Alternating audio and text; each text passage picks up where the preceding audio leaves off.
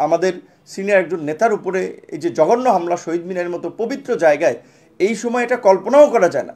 এদেরকে যদি গ্রেপ্তার করা না হয় তাহলে আমাদের তো সারা দেশে নেতাকর্মী আছে। ইতিমধ্যে আমাদের নেতাকর্মীরা সোশ্যাল মিডিয়াতেও কিন্তু এদের ছবি প্রকাশ করে বলছে এদেরকে দেখা মাত্রই গণপিটুনি দেওয়া দরকার। এবং আমিও মনে করি যে এই যে যারা এই হামলাটি করেছে এদেরকে উপযুক্ত জবাব আমাদেরকে দিতেই হবে। আইন শৃঙ্খলা বাহিনীকে দ্রুত সময়ের মধ্যে এই চিহ্নিত হামলাকারী সন্ত্রাসীকে গ্রেপ্তার করার দাবি জানাচ্ছি। একই সাথে এই গণ অধিকার, ছাত্র যুব শ্রমিক অধিকার পরিষদ সহ সারা দেশের মানুষকে আমরা আহ্বান জানাই হামলাকারী দুর্বৃত্তদেরকে যেখানে পাবে সেখানে গণপিটুনি দিয়ে তাদেরকে যেন আইন শৃঙ্খলা বাহিনীর হাতে সোপর্দ করা হয়। এই সংগঠনটি ওইভাবে খুব পুরানো কিংবা উল্লেখযোগ্য সেরকমও না, তারপরেও সংগঠনের সাথে দু একজনকে আমরা চিনি জানি। সেই সুবাদে আপনার ফারুক হাসান গিয়েছে। সামগ্রিকভাবে আমরা যে খোঁজখবর নিয়ে যতটুকু জানতে পেরেছি যে এখানে একদল দুর্বৃত্ত একটা রাজনৈতিক অস্থিরতা তৈরির জন্য, একটা ষড়যন্ত্র তৈরি করার জন্য এই ধরনের ঘটনা ঘটাচ্ছে এবং সামনেও আরও ঘটাবে। কারণ ফারুক হাসানের বক্তব্যে ফারুক হাসান পরিষ্কারভাবেই এই আন্দোলন সংগ্রামে ছাত্র জনতার আত্মত্যাগ এবং আন্দোলন সংগ্রামে অংশগ্রহণ করতে গিয়ে যারা আহত হয়েছেন, সুচিকিৎসা পান নাই, ক্ষতিগ্রস্ত হয়েছেন, ক্ষতি পান নাই, সেটি নিয়ে কিছু কথা বলেছে। এখন হামলার গ্রাউন্ড হিসেবে এইটাকে উপস্থাপন করার চেষ্টা করা হচ্ছে যে ফারুক হাসান সরকার বিরোধী বক্তব্য দেওয়া এই হামলা হয়েছে। এই সরকার আমাদের সকলের সমর্থিত সরকার। এই সরকার কোনো রাজনৈতিক সরকার না। সুতরাং তাদের বিরুদ্ধে কথা বললে তারা লেলিয়ে দিবেন কিংবা হামলা করবেন, এটা কিন্তু কখনোই চিন্তাও করা যায় না এবং এটা বাস্তবসম্মত না।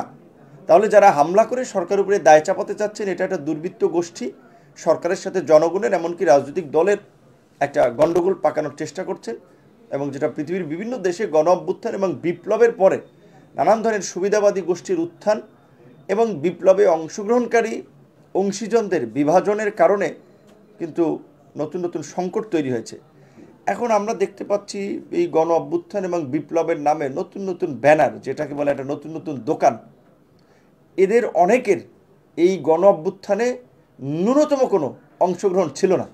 এই লোকগুলো কোথায় ছিল? এখন এত ধরেন সুশীল সমাজ, বিপ্লবী সংগঠন, এরা কোথায় ছিল? আপনারা দেখেন যে 15 বছর রাজপথে 15টা ছবি এদের খুঁজে পাবেন না, কিংবা 15 দিনের কোনো মিছিল মিটিংয়ে এদেরকে দেখতে পাবেন না। মূলত এই অন্তর্বর্তীকালীন সরকারের সময় এই সমস্ত নতুন নতুন ব্যানার এবং দোকান খুলে ফায়দা নেওয়ার জন্য এবং রাজনৈতিক অস্থিরতা তৈরি করে এই পতিত স্বৈরাচারের দোসরদেরকে সুযোগ সুবিধা দিতে এই সমস্ত ব্যানার এবং নতুন নতুন সংগঠন তৈরি হচ্ছে। এগুলোর প্রোগ্রামে যাওয়ার বিষয়ে আমি মনে করি যারা যাচ্ছে আমাদের রাজনৈতিক নেতৃবৃন্দ কিংবা অনন্য ব্যক্তিবর্গ তাদের সচেতন থাকা দরকার। কারণ আমার পরিচয়ের কারণে কিংবা আমি এক জায়গায় গিয়ে বক্তব্য দিলে ওই প্ল্যাটফর্ম স্বীকৃতি পাই। সুতরাং এই বুই ফোর সংগঠন টংগঠন এগুলোকে কেন আমরা আলোচনায় আনবো এবং এদেরকে কেন মিডিয়াও গুরুত্ব দিচ্ছে এত, এটা আমি জানি না। এই বিভিন্ন ধরনের সংগঠন এখন দেখি নাম বললে অনেকের নাম বলা লাগবে এবং ব্যক্তিগত একটা শত্রুতা তৈরি হবে, কিন্তু এদের আগে কোনো খবর ছিল না। এখন দেখি এদের এই অস্তিত্ব এবং এই ধরনের সংগঠনগুলোই কিন্তু গণ্ডগোল পাকাবে, রাজনৈতিক ষড়যন্ত্র তৈরি করবে। সেক্ষেত্রে এদের নিবৃত্ত করা দরকার। ইতিমধ্যেই ফারুক হাসানের ঘটনায় আমরা গণ অধিকার পরিষদের পক্ষ থেকে ঢাকা মেট্রোপলিটন পুলিশের কমিশনার, রমনা জোনের ডিসি তাদেরকে পরিষ্কারভাবেই জানিয়েছি গণ অধিকারের একজন শীর্ষ নেতার উপরে হামলা করেছে। এই হামলাকারী যেই দুর্বৃত্ত হোক তাকে দ্রুত সময়ের মধ্যে গ্রেপ্তার করতে হবে। অন্যথায় গণ অধিকার পরিষদের নেতাকর্মীরা, সারা দেশের নেতাকর্মীরা কিন্তু এটা ক্ষুব্ধ ত্যক্ত।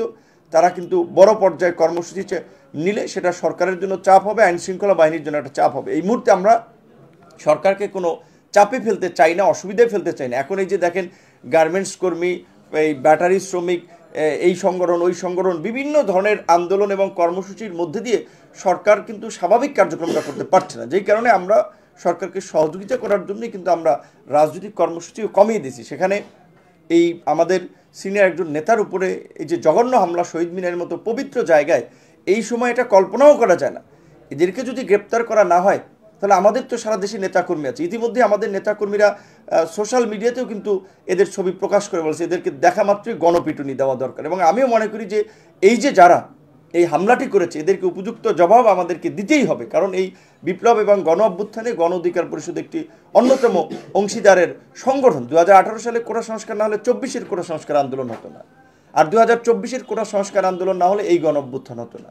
2024-এ যে গণ অভ্যুত্থানটি হয়েছে সেই গণ অভ্যুত্থান কেন হয়েছে? 2018 সালের আন্দোলনে প্রথম এবং দ্বিতীয় শ্রেণীর সরকারি চাকরিতে কোটা বাতিল হয়েছিল, সেটি আবার ফিরে এসেছে, সেটাকে কেন্দ্র করেই আন্দোলন হয়েছে। এবং এই আন্দোলনেও কিন্তু সেই 2018 সালের কোটা সংস্কার আন্দোলনের নেতৃত্ব দানকারী ছাত্র যুবকরাই কিন্তু ঢাকা সহ সারা দেশে নেতৃত্ব দিয়েছে। সুতরাং সেই আন্দোলনের নেতাদের উপরে হামলা, এটা এই সময় একটা বড় অশনি সংকেত।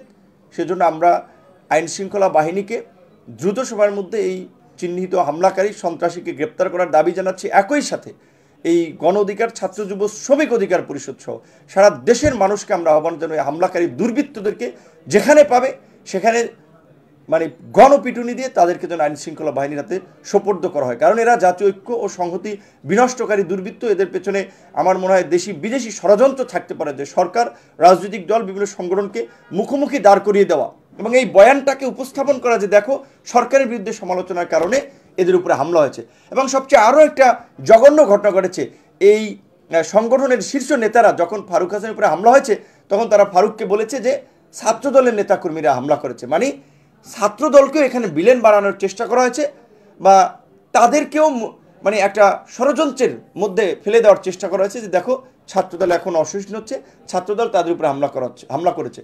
প্রকৃত অর্থে ছাত্রদলের কোনো অস্তিত্বই হামলায় ছিল না, কোনো সংশ্লিষ্টতা ছিল না। তাহলে এই আয়োজকরা তারা একটা অসৎ উদ্দেশ্য নিয়ে এই আপনার আয়োজনটি করেছিল এবং এই ঘটনাটি ঘটিয়েছিল। এই আয়োজকদের শীর্ষ নেতা হিসেবে যারাই আছে তারা কোনোভাবেই দায় এড়াতে পারে না এবং এদেরকে রিমান্ডে নিয়ে জিজ্ঞাসাবাদ করতে হবে, কারণ এই অনুষ্ঠানে আমাকেও দাওয়াত করেছিল, আমাদের সাধারণ সম্পাদক রাশেদ খানকেও দাওয়াত করেছিল। তাহলে দেখা যায় আমরা যদি 3 জন যেতাম তাহলে এই ধরনের একটা ঘটনা ঘটিয়ে এই মুহূর্তে যে গণ অধিকার পরিষদের সারা দেশে একটা গণজোয়ার এবং একটা নতুন রাজনীতি এবং নতুন নেতৃত্বকে কেন্দ্র করে মানুষের মনে একটা জন আকাঙ্ক্ষা তৈরি হয়েছে, এইটাকে বাধাগ্রস্ত করা, মানুষের মাঝে নেগেটিভভাবে উপস্থাপন করা। শহীদ মিনারে হামলা করতো, আমাদের কিছু নেতাকর্মীরা আবার রক্ষার জন্য এগিয়ে যেত, তখন দেখা যায় নিউজ হতো, মিডিয়া টিডিয়া বিভিন্নভাবে যে গণ অধিকার পরিষদের সাথে অন্য গ্রুপের সংঘর্ষ।